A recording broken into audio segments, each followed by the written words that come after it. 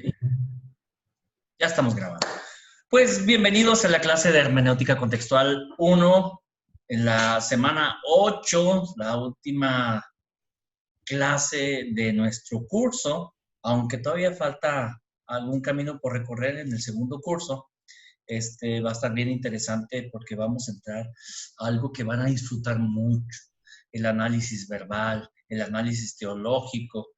Ay, qué rico, lo van a disfrutar, les va a saber mucho. Y luego finalmente el análisis homilético, que es básicamente usar todo eso para la predicación. Así es que, o la predicación o la enseñanza, vaya, en el ámbito que ustedes quieran. La cuestión es que yo estoy seguro que les va a encantar, les va a encantar. Ahora, en esta, pues bueno, estamos por concluir. Quiero decirles que hoy estuve largas horas con el proveedor de la plataforma y pues ya pues me hizo ver que algunas de las cuestiones que yo he hecho aquí con ustedes, eh, según Moodle, el sistema, la plataforma en la que estamos manejándonos, pues no la estoy haciendo muy bien. Es que en algunos recursos que yo les he dado, los puse, hay dos áreas para ponerles a ustedes ahí en todas las cosas que les aparecen. Entonces, unas son asignaturas y otros son recursos. Los recursos no tienen ningún tipo de valor y las asignaturas, a cada asignatura que se pone sí tiene valor. La cuestión aquí es que yo les puse asignaturas cuando debía haberles puesto recursos. Entonces, por ahí tengo algunos problemas. Otro problema que tengo es que Moodle, el sistema en el que estamos, cada semana es como una unidad. En pocas palabras, la calificación de cada semana debe aparecer como un total el 100% ¿cómo se llama? De la semana está formada por las diferentes asignaturas. Y entonces yo las tengo según otro tipo de plataformas y entonces cada una va sumando para el total al final. Entonces ahorita, pues la conclusión es que con ustedes tengo que hacerlo de forma externa. Hagan de cuenta, tengo que ver sus foros, que ya los vi, muchos están muy buenos, y tengo que calificarlos por afuera y creo que les voy a tener que enviar una retroalimentación externa de cada detalle. Eso me va a implicar más trabajo, pero ni modo, porque no me dejó hacerlo así por los planteamientos que yo hice de cómo estructuré cada semana. Entonces, bueno, pues fue mi novatada. Fue mi novatada aquí en Moodle. Pero espero esta semana tenerles ya las calificaciones de todo, ¿sí? La semana que entra va a ser una semana libre, sin que hagamos nada, y luego, o sea, de este lunes, si toda la semana que viene, no va a haber nada. Y la siguiente empezaríamos el segundo curso de hermenéutica, ¿sí? Entonces van a tener vacaciones de una semana. ¿Ok? Muy Este, bien. por lo pronto, pues bueno, esa es la explicación. No es una justificación, esa es la explicación de por qué no les he dado calificaciones. No ha sido por falta de, de, de dedicación a ustedes. Esa es mi disculpa, por favor. Bueno, por lo pronto, pues bueno, vamos a hacer un repaso del libro de lectura eficaz de la Biblia. A menos de que ustedes tengan algún tipo de duda en lo que se refiere a los análisis 1 y 2 del método sintáctico teológico de exégesis de Walter Kaiser. ¿Tienen alguna duda, alguna pregunta? De ahí no hemos visto el análisis verbal, ¿no, verdad? Oh, no, el análisis verbal va en el siguiente curso. Sí. Ah, ok. Ajá. ¿Sí? ¿Otra pregunta? ¿Otra? Y los exámenes, el examen va a ser del libro o del libro del método y de los videos. No, solo del libro, no se preocupen, solo del libro. Solo del libro. También estoy entendiendo que para algunos es nuevo todo esto de la plataforma, entonces también no ha sido muy exigente. La siguiente, ya cada foro, para los foros van a tener ciertas rúbricas, ¿sí? Las rúbricas es, hay que considerar esto, esto y esto. Si no consideras esto, bueno, baja poquito tu calificación, ¿sí? En ese sentido, tenemos que ir mejorando en cada cosa, ¿vale? Igual para los trabajos, igual para los diferentes detalles. Por lo pronto, pues ahorita, pues sí hemos sido un poquito pasalones, descendientes con todo eso. ¿Por qué? Porque estamos regresando, en algunos casos, regresando a la escuela. ¿Sí? Algunos desde hace mucho no estudiaban. Los que ya traen ritmo, como, pues, como ¿quién puedo decir? Tania, estás estudiando, ¿verdad? ¿No? No, bueno, ok, no. ¿Quién estaba estudiando? Bueno, pues nadie. Fanny sí está en los últimos años. ¿Mande? Fanny sí está en el último año. Fanny, ok. Fanny trae ritmo de escuela. Irving trae ritmo de escuela. Y eso, aunque traen ahorita sus escuelas, de todos modos, ese ritmo, pues sí ayuda un poquito. Ayuda un poquito. Bueno, vamos a irnos al tema. Abran si quieren su libro, saquen sus mapas conceptuales para verlo del tema, el tema 2. El tema 2 de nuestro libro. Miren, yo lo engargolé. Yo lo engargolé mi libro. El tema 2, me lo engargolé porque yo lo rayoneo todo, ¿eh? Así es que, porque este es de estudio. Sí, el instrumento básico, una buena traducción. Ok, hermana Ceci, ¿en cuántos idiomas se escribió la Biblia? Díganos usted. Espera, hermana Ceci. Abre el micro. Abre el micro.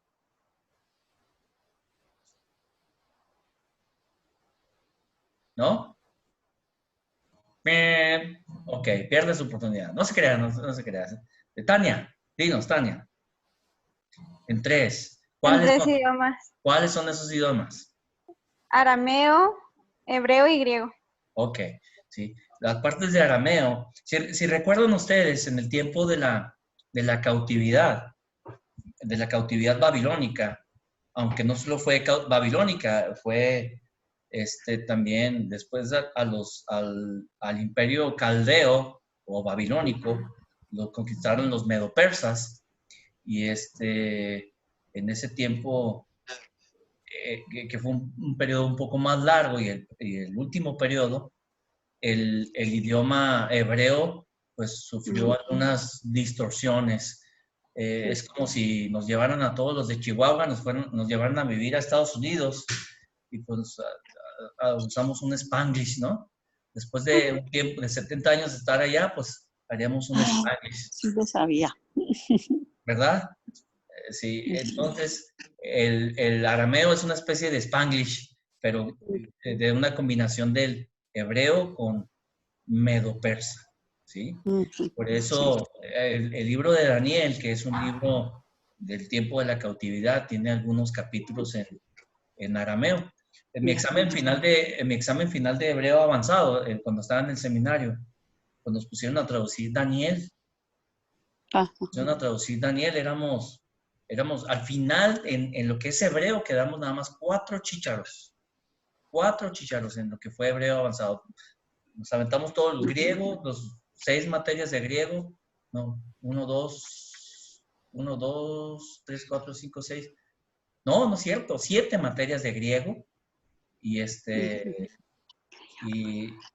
no, pues ahí terminamos como 7. Porque a fin de cuentas el griego tiene muchas cuestiones morfológicas muy similares al español. Muy, muy similares al español. Pero el hebreo no, el idioma es de otro planeta. Es de otro planeta. ¿Sí? Entonces, de hecho, yo tomé Hebreo 1, la primera de Hebreo. Pues, según yo la reprobé, pero el último me pusieron 8 y me hicieron la balona. La volví a llevar un año después. Yo iba avanzado con materias y entonces estaba adelantando hebreo. No pude adelantar. Dije, no, mejor me espero ya cuando me toque. Cuando llevé hebreo, dije, pues voy a volver a llevar hebreo 1. Y pues ahora sí, no hombre, me volví a sacar un 8. Sí, sí, yo fui avanzado, muy avanzado en el griego, pero en el hebreo me costó, tengo que reconocerlo, a mí me costó un poquito más el hebreo. Y cuando estábamos traduciendo Daniel, pues nada más podías usar la Biblia en hebreo y nos dejaron unos cuantos patrones gramaticales ahí que podíamos usar. Y No, estoy muy nerviosa. unos vocablos ahí, unos vocabularios, los últimos que no alcanzamos a ver, que fueron demasiadas palabras que nos pusieron para memorizar. Y ya no teníamos cerebro, entonces al último sí curso tras curso tenías que memorizar vocabulario, y en los últimos ya ni nos aprendimos. Y luego además en esa semana nació mi hijo y fue la semana también de la graduación y yo estaba enfermo de la tosferina, yo tenía tosferina y mi esposa también tuvo tosferina. Y curiosamente cuando nació mi hijo también se infectó de tosferina. Entonces, fue una crisis muy dura, peligro de muerte muy difícil. Y entonces mi examen de hebreo no sé ni cómo lo contesté. Y bueno, me volví a sacar 8. Y es que me echaron la balona. Así es que olvídense, no soy para nada un experto en hebreo. Pero sí, sí me gusta mucho ir al exégesis, al análisis. Y el hebreo, tengo que decirlo, es importante conocer algunas cuestiones del hebreo para poder hacer exégesis. Vamos a llevar más adelante una materia que se llama herramientas idiomáticas del hebreo. Entonces, esa se las recomiendo que la lleven porque va a ser muy útil para todos ustedes. También vamos a llevar la de griego.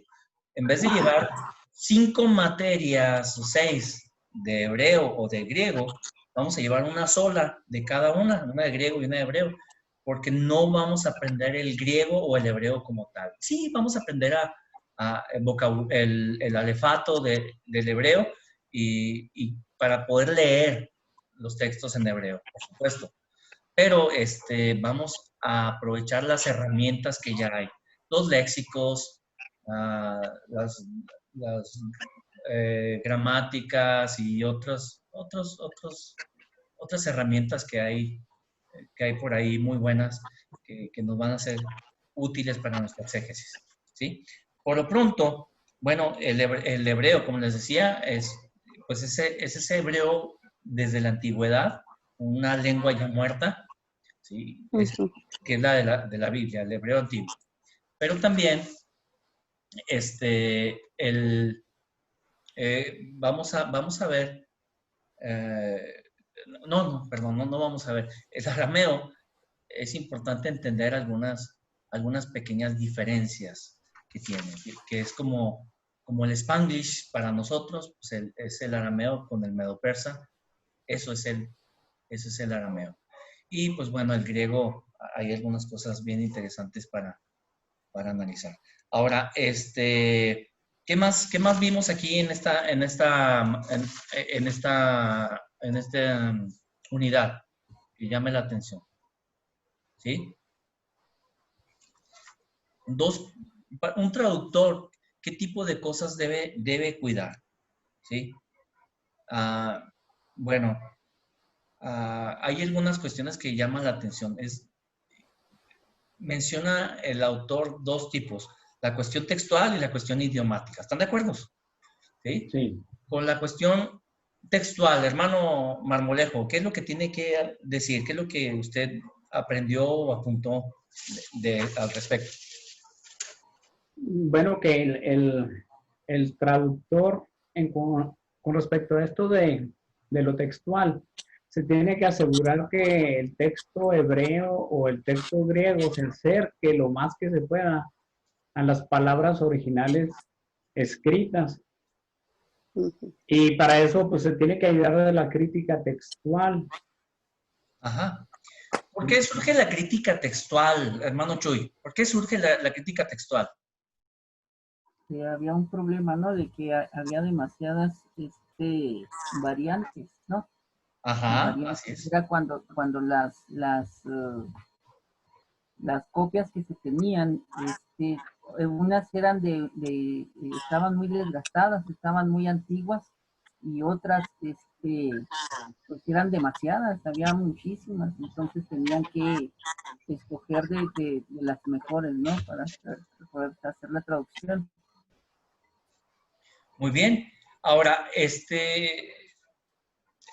si recordamos la lectura, una de las características que nos hablaba de las copias es que, bueno, la mayoría de esas copias se hicieron durante la época medieval, ¿verdad? Esas copias antiguas que hay. Ahora, hay una gran diferencia entre la primera parte del medievo a la parte final del medievo, entre las copias de los mismos escritos. ¿Sí? Hay gran diferencia entre unas y otras. ¿Por qué, hermano Omar? ¿Por qué?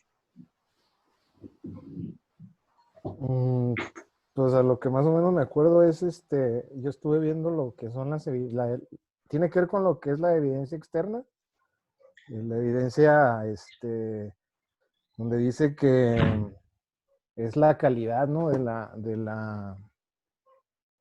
los manuscritos que fueron, se me fue la onda. No, está bien. La calidad y el tiempo, la calidad y la edad de los manuscritos que fueron escritos, y ya se me fue la onda. Miren, recuerden que... La evidencia interna también. Recuerden esto, el papel o el cuero o el tipo de material que se utilizaba para los pergaminos era un material muy caro, ¿sí? Y no cualquiera sabía copiar los manuscritos. Curiosamente, fíjense, en el medievo, algunos de esos copistas eran excelentes dibujantes, de tal manera que eran escogidos no porque fueran muy buenos traductores o escribas, sino que eran escogidos porque eran buenos para pintar las letras. ¿Sí? ¿Sí? Así como un rotulista es bueno para pintar un letrero afuera, en la calle, muchos de esos copistas eran seleccionados por su calidad. ¿Cómo se llama al arte de escribir bien, bonito? ¿Caligrafía? ¿Sí? Caligrafía. Grafología. Bueno, no sé cómo se le llame. Lo cierto es que tenía muy bonita letra. Sí. Ellos hacían la letra muy bonita. Cada letra era un dibujo. Y entonces, por eso, muchos eran escogidos. Y a muchos no les interesaba en realidad el contenido. Ellos copiaban y copiaban y copiaban. En algunos casos, los supervisores de ellos revisaban sus materiales y hacían anotaciones al margen o en los huecos, ¿sí? Todas esas cuestiones marcan la diferencia en los escritos antiguos. Es como si hoy viéramos la Reina Valera, ¿sí? Y luego vamos a nuestra Biblia. Vamos a nuestra Biblia y entonces vemos en donde dice, vemos en Lucas 12, dice, en esto juntándose por millares la multitud, tanto que unos a otros se atropellaban, comenzó a decir a sus discípulos, primeramente, guardados de la levadura de los fariseos, que es la hipocresía. Pero arriba, los editores de la Biblia, en este caso son las Sociedades Bíblicas Unidas, ponen un subtítulo que dice, la levadura de los fariseos. ¿Eso es parte de la Biblia? No. No, no es parte de la Biblia. Eso es algo de los editores de la Biblia, ¿sí? Pero para muchos, incluso esos títulos, para muchos que no saben de todo esto, para muchos eso es la Biblia misma. Es la Biblia misma. Y tal vez para nosotros podamos decir que es una insignificancia, pero si ustedes le dan a esas personas una Biblia que no tenga esos subtítulos, casi se desgarran las vestiduras, porque no es la Biblia completa, ¿sí? Cuando en realidad esas son cuestiones de los editores. Bueno, ese tipo de cuestiones también surgieron al momento de hacer las copias. Por eso es que hay variantes. Algunas copias incluso se quedaron incompletas y por ahí se quedaron guardadas mucho tiempo porque se enfermó el copista o se murió o no sé qué pasó y se quedan esas copias incompletas y entonces de algún modo la obra no se pudo terminar y se perdieron entre todos muchos escritos y de repente aparecieron esas copias incompletas. Y entonces son copias que por ahí aparecen. Entonces, ese tipo de cuestiones tienen que ver con esa gran cantidad de copias que forman el archivo de la crítica textual. Todas las copias antiguas. De tal modo que es importante revisar las copias más antiguas. ¿Por qué Casiodoro de Reina y Cipriano de Valera, bienvenido mi hermano Luis, ¿por qué Casiodoro de Reina y Cipriano de Valera tradujeron algunas cosas que no encontramos en la NBI? ¿Sí? La NBI son unos dirán algunos, son unos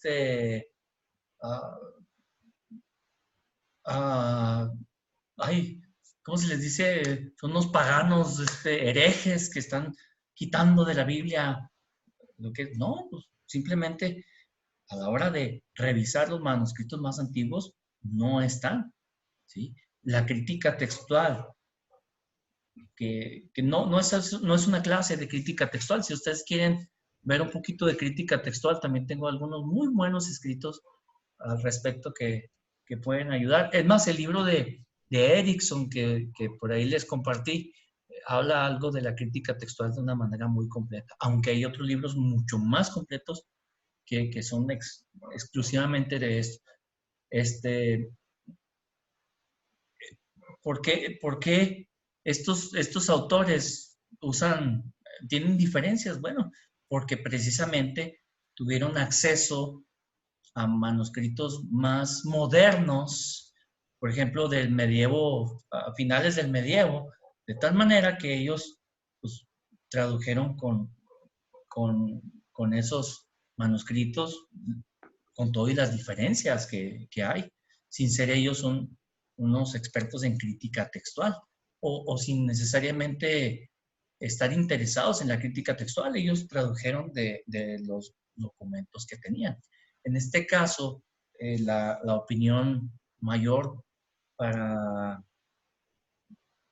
de los eruditos para Casiodoro Reina y Cipriano de Valera es que ellos tuvieron acceso al Textus Receptus, que ese es un muy buen manuscrito, muy, muy buen manuscrito antiguo, pero con algunas variantes de los más antiguos, ¿sí? Esa es una de las cuestiones. Muy bien, hermano Luis, estamos viendo del tema 2. Del tema 2. Ok, ¿algo que quieren agregar aquí de la crítica textual? ¿Sí? Por supuesto, no tenemos los manuscritos originales, no tenemos las cartas de Pablo, no hay. Lo único que hay son copias. Perdón, y copias, ay, me dio hipo, copias de las copias de las copias. Por eso es que se hace uso de la crítica textual. Ok, en la cuestión idiomática, también es importante considerar aquí que la cuestión idiomática tiene que ver ¿con qué, mi hermano Edgar? La cuestión idiomática, hermano, tiene que ver con la cuestión verbal y gramatical de los lugares a donde se va a traducir, ¿verdad? Por ejemplo, el problema, como lo tengo aquí en mi papá, con textual lo que apunté, el problema tiene que ver con la transferencia de las palabras e ideas de un idioma a otro, como le decía anteriormente, ¿verdad? Muchas palabras no significan lo mismo aquí para nosotros que en China, o como el ejemplo que usted nos daba en África, del pastor, ¿verdad?, que cuidaba las ovejas. No sé en qué parte, no recuerdo, que usted decía que a uno de los que fueron a negar, le dijeron, nega, ¿y qué? Jesucristo estaba tonto o algo así, ¿verdad? Que porque según esto, allá Yo no lo dijo alguno de sus compañeros, pero yo no le dije, sí. Sí, exactamente. Bueno, por ejemplo, la palabra en Juan, ¿qué es? ¿Qué es? Juan 14, Juan, ¿qué es? Ay, no me acuerdo. Donde dice nuestro Señor Jesús, consumado es. Y luego dice la Biblia, y luego entregó el Espíritu. Consumado es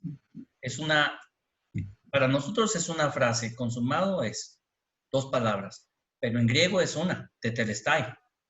Y tetelestai es una palabra muy usada en ese tiempo. Miren, si recuerdan, antes de que los romanos conquistaran, ¿sí?, siglos atrás habían conquistado Alejandro Magno, con todos sus generales conquistaron toda esa parte, ¿sí? Y los griegos, parte de la filosofía griega era, incluso aristotélica, era que todo el mundo tuviera un solo idioma, tuviera una sola cultura, tuviera una sola filosofía. La helénica, por supuesto, la de los griegos. Entonces, porque ellos creían que todo su pensamiento y todo lo que ellos hacían era más avanzado. Y todo eso se tenía que lograr a través, un recurso era a través de conquistar a esos pueblos y no solo imponerles, sino tratar de convencerlos de que era lo mejor, una lengua universal. Bueno, Dios preparó todo eso también para el Nuevo Testamento, ¿verdad? Lo cierto es que el griego era un idioma que se usaba en otras partes. ¿Quién ha viajado a otros países? ¿Quién ha viajado? Aparte de Estados Unidos. ¿Quién? Levante la mano. Mi hermano Antonio. ¿Quién más? Nomás, hermano Antonio. ¿A dónde ha ido, hermano Antonio? España, Francia. Francia. Inglaterra, Bélgica y... Es que era un viaje de cinco capitales. Muy bien, muy bien. Holanda. Ok. Ahí va la pregunta. En Holanda, ¿usted habla holandés? No. ¿En qué idioma habló? Español. ¿Español? ¿Ah, sí? Sí, porque no sé inglés. ¿No sabe inglés? Ok. No. Sí, pero sí había personas. Lo bueno de Europa es que hay mucha gente que habla español. Sí. Sí, había algunos. Pero si usted va a Japón, si va a Corea, si va a China y no sabe los idiomas de esas naciones, ¿cuál es el idioma que se habla? ¿Inglés? Inglés. Pues ahorita es el universal. Bueno, es lo que ocurría en esos tiempos. De tal modo que si tú realizabas una transacción comercial con alguien de otra cultura, normalmente cuando ya le pagabas la última de las monedas, le decías, tetelestai. Tetelestai. Ya todo está pagado. Lo nuestro ya se acabó, está consumado lo nuestro. Ya, ¿sí? Ya está cerrado el trato. El pago está realizado. ¿Sí? Nuestro Señor, cuando estaba en la cruz, dijo, consumado es. Es decir, el pago ya fue realizado. ¿Sí? Es una cuestión idiomática, sí, y es una cuestión cultural, sí, también. También. Entonces, es como decir pagado, ¿no? Ya está pagado, ya está pagado el precio. Como cuando ahora sellas la factura, pagado. Exacto, exacto.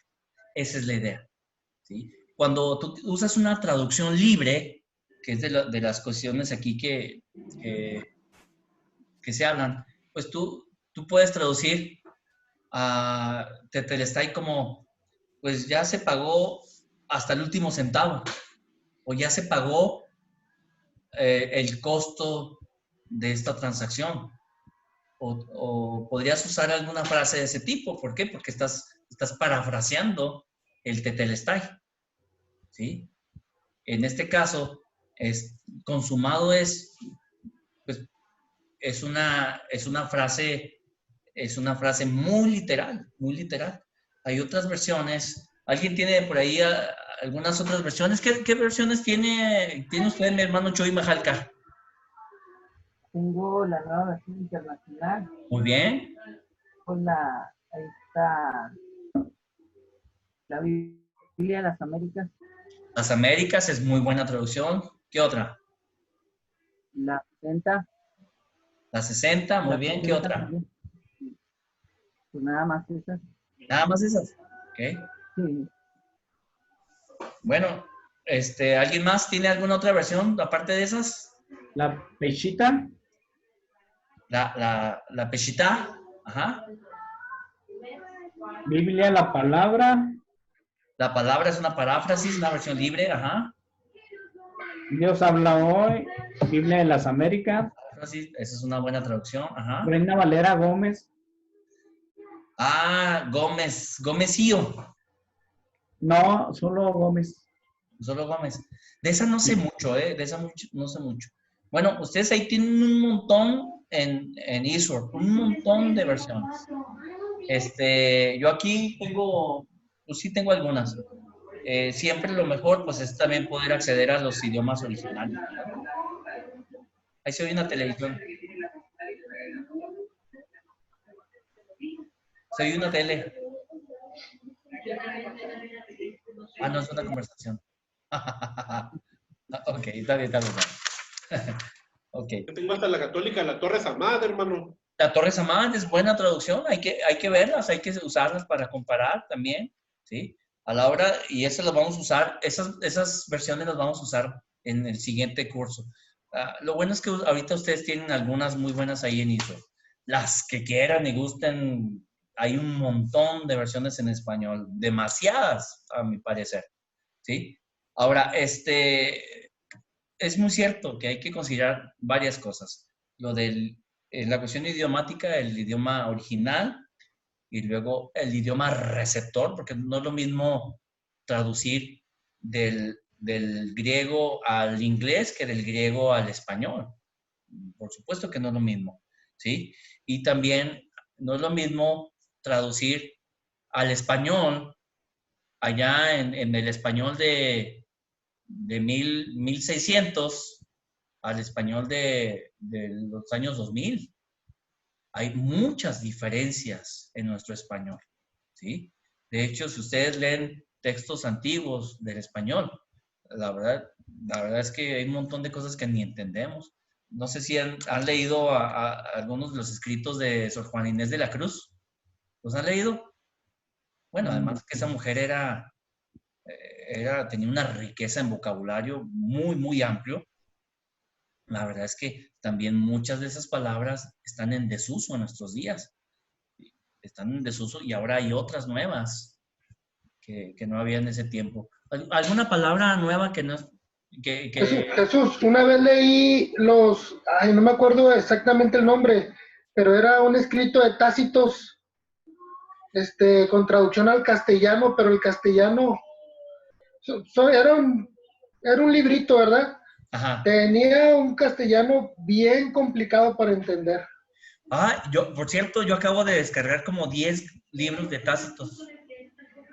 Como 10 libros de esos, de esos que me mencionas. Ya con traducción castellana moderna. No, la verdad no sé ni cómo están y tengo antiquísimos. Porque, por ejemplo, dícese de aquel un día que llegó así, o sea, tienes que dedicarle mucho tiempo para poder, porque no hablamos así. Así es. A los españoles no les causa problema, porque ellos hablan así mucho. Pero, por ejemplo, cuando leemos Santiago 4, no, estoy en Pedro. Sí, Santiago 4. Dice, ¿de dónde vienen las guerras y los pleitos entre vosotros? ¿No es de vuestras pasiones las cuales combaten en vuestros miembros? Aquí no hay problema. Pero el versículo 2 dice, codiciáis y no tenéis, matáis y ardéis de envidia y no podéis alcanzar, combatís y lucháis, pero no tenéis lo que no deseáis porque no pedís. ¿Quién habla así? Pues ya no hablamos así, y especialmente aquí en México o en Latinoamérica, ¿sí? Por eso la necesidad de nuevas versiones, ¿sí? Una versión que yo recomiendo, me encanta es la Reina Valera contemporánea, ¿sí?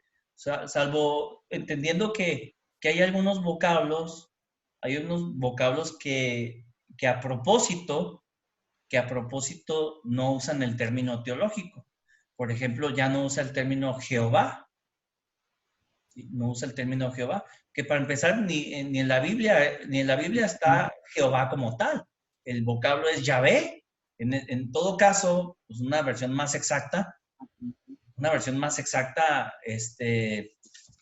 traduciría Yahvé, no Jehová, ¿sí?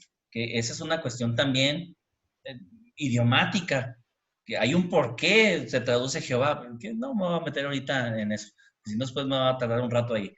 Lo cierto es que hay una distancia histórica, dice el autor, hay diferencias entre el idioma original y el receptor, ¿sí?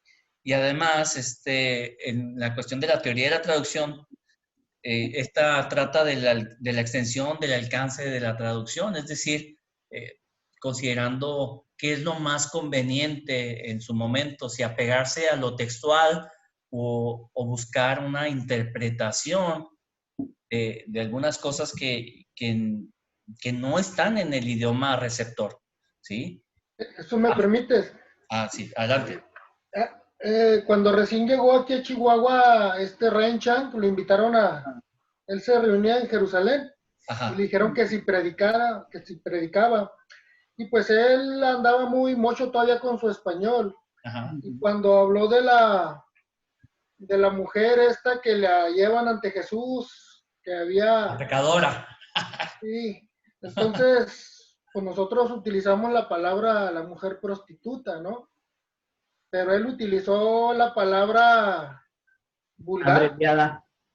Sí, la palabra de 3 letras. Él dijo, no, y le llevaron a esta y la pusieron enfrente. De 4, ¿no? Sí, perdón, de 4 palabras, de 4 letras. Y pues la iglesia se quedó así, ¿no? Entonces, pues ya él vio que se sorprendieron y dicen, yo no estaba, ¿no? Me lo platicaron varias personas que dicen, ¿qué? ¿Por qué se asustan si era una? Y volví a decir la palabra hasta que se paró el pastor Javier Almanza y fue y le dijo, oye hermano, ¿sabes qué? Es que esa palabra es muy fuerte. Y no la usamos aquí. ¿Por qué, pastor? Si es la traducción correcta. ¿Quién sabe dónde habrá buscado él su traducción, verdad? Que tiene que ver. Hay palabras más elegantes para describir ese ya le dijo él, ¿sabes qué? Pues la palabra apropiada, que tiene que ver con esto, ¿no? Dando un ejemplo de la teoría de la traducción, que dice, ¿qué palabra es la más correcta a utilizar? Que significan lo mismo, pero pasa en nuestro país. Es elegante, es entendible. Sí, y el pastor Juan Carlos en Veracruz dijo que fue a la casa de unos amigos y dijo, ¿En qué se vino? Me vine en la huila. ¿Verdad? Pues la huila es la bicicleta. Pero allá en Veracruz, esa palabra es para una prostituta. Así es. Entonces también se asustaron y, pastor, estaba soltero él todavía. Pastor, pues habló un diácono con él y le dijo, pastor, pues usted debería buscar un... Hasta que dijo, pastor, espérate, ¿por qué tanto? Y ya le dijo, no, es que Will aquí es... bueno. Entonces, a lo que voy es esto, si pasa en nuestro país, que, entre comillas, tenemos un mismo idioma, una misma cultura. Así es. O sea, la distancia entre algo que fue hace mucho y hoy es enorme, ¿no? Y tenemos un abismo, como decía, como bien lo dices, un abismo idiomático o lingüístico, ¿sí? De los idiomas originales a nuestro español. Hay un abismo también histórico, porque son demasiados años de diferencia entre lo que estaba pasando en aquel tiempo y lo que estaba pasando ahora. Hay un abismo cultural, ¿sí? Porque nuestra cultura es muy diferente a la oriental, y luego la oriental de aquellos tiempos también, con muchas diferencias. Y otros abismos que hay por ahí que luego los vamos a ver. Y esto tiene que considerar, por supuesto, el traductor de las escrituras. Bueno, ¿algo más que quieran comentar respecto al tema 2? No sé si algo que me sucedió hace tiempo. Yo estaba trabajando con mi papá y me dijo, oye, tráeme el Wíngaro. Y dije, ¿qué? Sí, tráeme el Wíngaro, ahí está. Y yo entré a donde estaba la herramienta y decía, ¿cuál es el Wíngaro? Y luego, ¿qué es el Wíngaro? Pues el Wíngaro es el pico, ¿por qué no entiendes? ¿Es el qué? El pico. Ah, ¿sí? Pues mire. Sí. O va Juárez y pásame el mapeador. Ándale. El mapeador. ¿Qué es el mapeador? Tania, ¿qué es el mapeador? Omar, ¿qué es el mapeador? ¿No? Luis, ¿sí sabes, verdad? ¿Qué es? El mapeador le llaman al trapeador, pero... Viene de map. Map, que es el con el que se limpia también, que trae una felpa especial. Pero eso es lo que conocemos nosotros como los pochismos, ¿no? Anglicismos, es un anglicismo. Esas son, ay, ni cómo están gordas esas cosas. Pero sí, ¿cuáles son? Sí, Parquéate ahí. Parquéate ahí. Parquéate. Ploguéate. O sea, ploguéate ahí. Conéctate. De plugin. Ok. Pues sí. Está laqueada la puerta. Laqueado. Está laqueada. A mí en lo personal, bueno, pues eso, pero bueno. Pero son cosas importantes. ¿Sí? Son cosas importantes porque a la hora de predicar, se entiende mejor si tú sabes las palabras que ellos usan, aunque a mí también me molestan algunas palabras, ¿verdad? Pero a la hora de predicar con una gente así, o sea, de que hablan así, pues te van a entender mejor, ¿no? O sea, claro. Es como si tú estás evangelizando y le dices uno allá, sí. Pero si tú tienes laqueado tu corazón, ¿no vas a dejar entrar a Jesús? Sí, bueno, a mí me pasaba en Yucatán. En Yucatán es otra onda completamente diferente. Hay un montón de magismos. Bomba. Ponte chush, hermano. Ponte chush, literalmente es avispa. ¿Pero qué significa ponte avispa? Pues ponte listo. Ponte trucha. Sí, ponte listo. Y le dices, póngase trucha. Pues no te va a entender. Bueno, así hay un montón de cosas. Bueno, avanzamos. ¿Algo más que quieren agregar del tema 2? Hermana Ceci. ¿No? ¿No, Edgar? Bueno, vámonos al tema 3. Entramos con las epístolas. Las epístolas. Ay. Las epístolas normalmente fueron escritas ¿a qué o quiénes?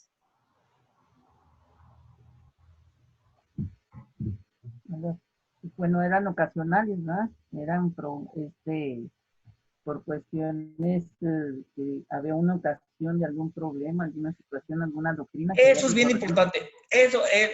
Pausa. Esto que estás diciendo es muy importante para interpretar las epístolas. habían situaciones que atender.